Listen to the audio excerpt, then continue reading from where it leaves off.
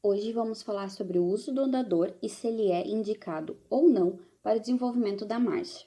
A Larissa iniciará falando da história do andador. A Gabriela nos explicará os tipos de andador e seus respectivos valores. A Bianca ela vai nos contar um pouquinho sobre os benefícios, enquanto a Laís vai falar dos malefícios do mesmo. Já a Lara vai vir falando sobre a legislação e a Glória sobre o estímulo do andador à marcha. No final, então, nós voltamos a conversar para concluirmos se ele é indicado ou não na marcha. A história do andador tem um passado mais tenebroso que se possa imaginar. Nosso querido andador possui origem por volta do século XIV no período medieval, onde sua ideia inicial era ensinar os bebês a andar, onde eles poderiam explorar o mundo ao seu redor. Inicialmente, estes andadores eram feitos em molduras de madeira sob rodas, o que deixa bem claro que não eram nem um pouco seguros. Mas, apesar desta falta de segurança, os pais acreditavam que era necessário o uso dos mesmos, pois, naquela época, os bebês possuíam um grande déficit motor. Este déficit acontecia por culpa dos pais, pois eles deixavam os bebês em seu primeiro ano de vida apenas trancados dentro do berço, e muitos deles nem sobreviviam. Os pais faziam isto, pois apenas os nobres possuíam um andador. Sendo assim, a classe baixa não podia cuidar de suas crianças. Então, deixar os bebês trancados dentro do berço, além de prático, era seguro. Sendo assim, o andador seria, além de um auxílio para os primeiros passos do bebê, como literalmente um cuidador. E ao passar dos anos, o andador foi evoluindo e se tornou o que conhecemos hoje. Atualmente no mercado existem basicamente 3 tipos de andadores infantis, que variam em suas cores, modelos, marcas e podem contar ou não com brinquedos educativos e atividades lúdicas que estimulam o desenvolvimento da criança. O mais comum e mais polêmico tipo de andador é o andador tradicional, em que existe uma cadeirinha em que a criança fica sentada. Também existe o modelo de empurrar, que é uma espécie de carrinho com suporte para as mãos e que pode ser empurrado pela criança em pé. E o modelo de andador tipo cinto. Vou abordar um pouco mais de cada tipo de andador. O andador tradicional é contraindicado pelos pediatras, por conta deste modelo ser considerado de alto risco de acidentes e mau desenvolvimento muscular dos bebês. Neste modelo, o bebê fica preso e ereto em uma estrutura circular e com rodinhas. Como estão nesta posição, as crianças acabam empurrando os pés ou se apoiando na ponta dos pés, e isso atrapalha no desenvolvimento. Além disso, como estão sentadas, este aparelho não permite que a criança se equilibre sozinha, usando a força de seu próprio corpo. Com a tentativa de diminuir esses riscos que foram criadas as variações desse andador, que são esses exemplos que vou dar a seguir. O andador de empurrar é um modelo produzido com a tentativa de diminuir os riscos para o bebê, já que além de deixar a criança livre, a deixa em pé e a estimula a movimentar os pés com a força de seu próprio corpo. Além disso, ele normalmente possui atividades lúdicas acopladas a ele. Este modelo lembra um carrinho com alças ou então um carrinho de supermercado, por exemplo, em que o bebê se apoia e existem rodinhas para facilitar a movimentação. No entanto, mesmo que esse andador seja de menor risco para o bebê, os riscos de queda devido à falsa segurança ainda existem. O andador tipo cinto surgiu recentemente no mercado. Neste modelo, a criança fica presa por uma estrutura feita de tecido que pode ser ajustada a seu corpo. E então, os pais a seguram por meio de alças. A vantagem deste modelo é que os adultos podem manter a postura e evitar dores na coluna, além de o tecido ser confortável para o bebê. E, principalmente, a presença do adulto é indispensável na utilização dele e isso acaba evitando acidentes. Esses são os principais tipos de andadores, mas como já citado, dentre esses tipos muitas coisas podem variar, de acordo com a marca e modelo. Por exemplo, pode variar o tipo de assento, de brincadeiras lúdicas acopladas a ele, ou também as cores, o formato, se é de bichinhos ou apenas colorido. Além disso, pode variar a função do andador. Enquanto uns podem virar mesas divertidas, outros podem se tornar tabuleiros de chão, o que, claro, acaba variando muito o preço de um andador para outro. Vamos à tabela de preços. Muitas crianças entre 6 a 15 meses utilizam um andador, O andador infantil é conhecido por ser um aparelho que permite que os bebês aprendam a andar de forma mais rápida, e no momento da sua escolha deve-se ter em conta o tipo do andador, ou seja, se é um andador de empurrar ou um andador em que o bebê irá sentar. Muitos pais optam pelo uso dele por ser algo mais prático para a rotina e o cotidiano deles. Uma das razões pelos andadores de bebês serem tão utilizados é que os pais podem ficar um pouco mais livres e acreditam também que os andadores geram entretenimento e diversão para a criança. O andador que mais pode ser utilizado por não prejudicar tanto a criança é aquele que a criança vai andando e empurrando ele, mas eles só podem ser utilizados por aqueles bebês que já conseguem ficar de pé, que já estão caminhando com apoio, já trocam apoios de um móvel para o outro e estão quase caminhando sozinhos. Esse andador não prejudica as articulações nem a postura ao mesmo tempo em que a criança anda. Esse andador funciona como um facilitador da postura de pé, como se fosse o apoio de alguém para a criança caminhar. A postura do bebê nesse andador precisa ser bem reta, então ele busca se equilibrar e a criança fica com o corpo livre para fazer qualquer movimento que queira, como descer, levantar, pegar brinquedos no chão e empurrar o andador. Esse andador de empurrar dado na fase certa para a criança funciona como um incentivador postural lúdico e funcional para ela. De acordo com a Sociedade Brasileira de Pediatria, desde 2009 o uso do andador parou de ser indicado por não ser seguro para a criança. Além do Brasil, várias outras sociedades de pediatria de países do mundo, como por exemplo os Estados Unidos, o Canadá, países da Europa, também são contra o uso do andador.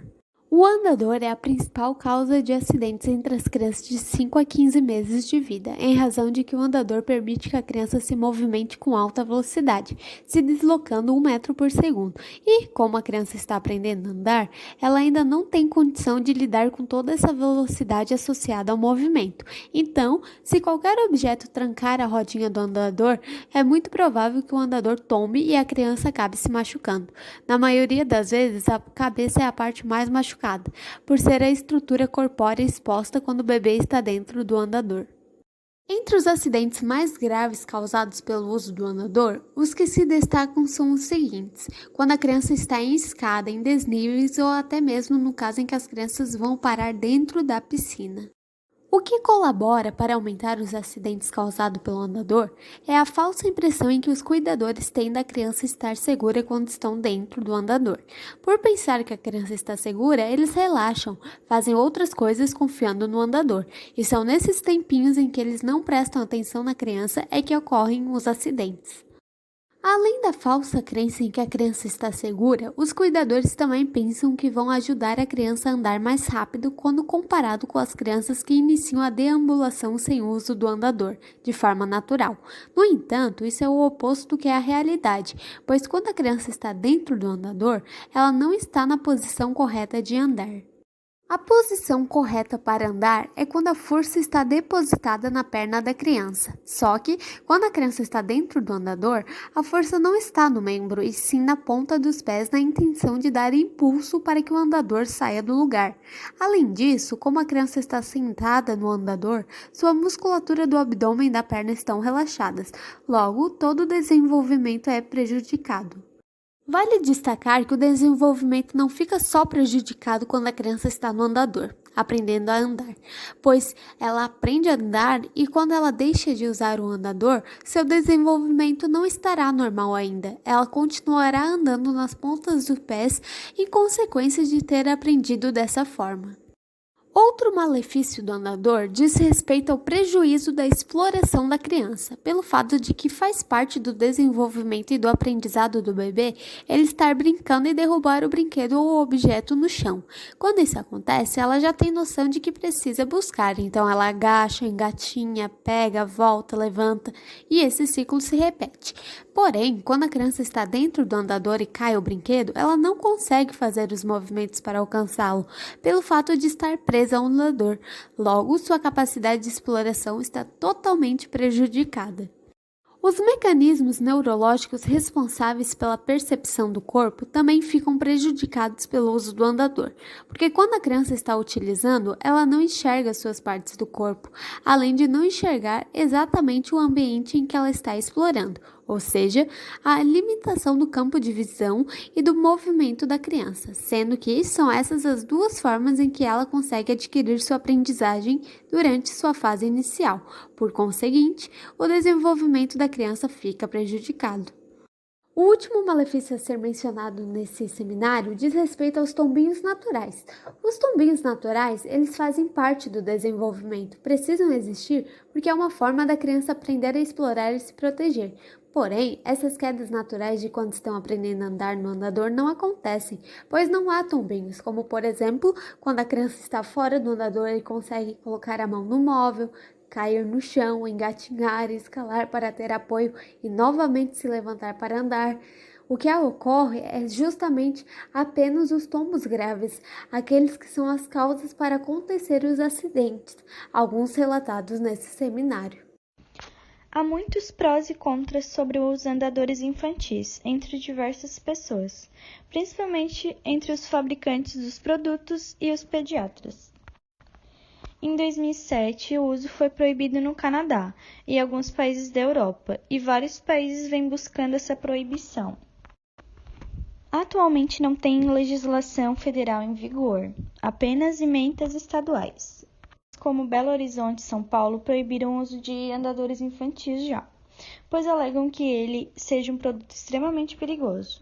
Em 2013, o Inmetro fez análise de 10 marcas de andadores do modelo mais comum e utilizado no país, e 100% das marcas foram reprovadas, principalmente no quesito segurança e prevenção de quedas.